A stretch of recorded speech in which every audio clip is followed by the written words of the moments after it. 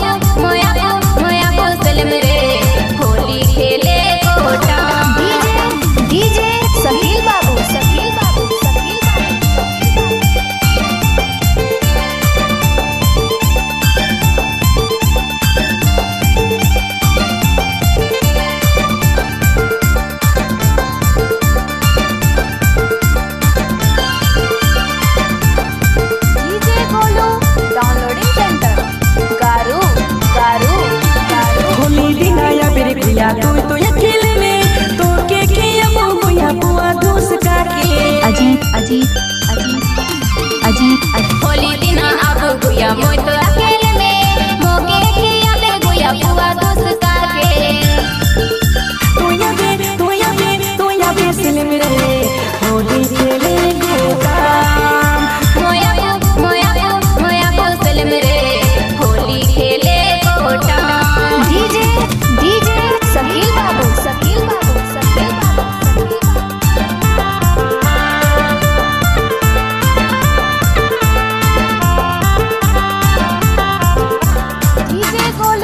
downloading centre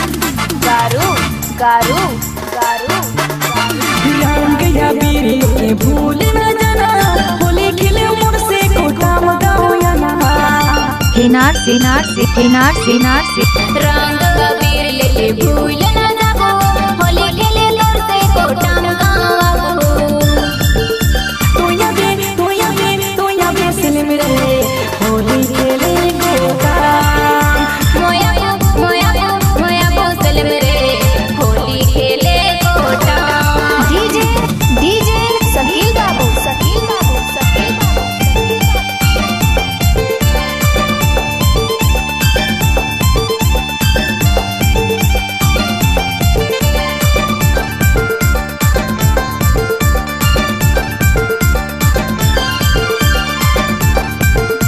downloading centre गारू गारू गारू DJ Golu यार DJ सकील दुयो होली खेला बंदे जे तोर संगे डीजे गोलू और डीजे सकील दुयो होली खेला भाई आज मोर संगे तोया बे सिल मेरे होली खेले गोगा मोया बो सिल मेरे होली खेले कोटा दिन बोर बोलैला तोके गोया रे आबे तोय होली दिना रे दिन बोर बोलैला तोके गोया रे आबे तोय होली दिना रे तोया बे सिल मेरे होली खेले गोगा तोया बे सिल मेरे होली खेले गोगा दिला तोर बोलाइला मोगे गुया रे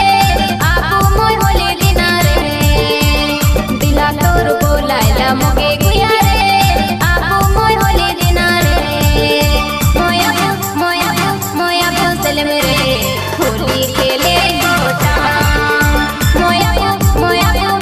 बोसल मेरे होली खेले गोटा तोया बे सिल मेरे होली खेले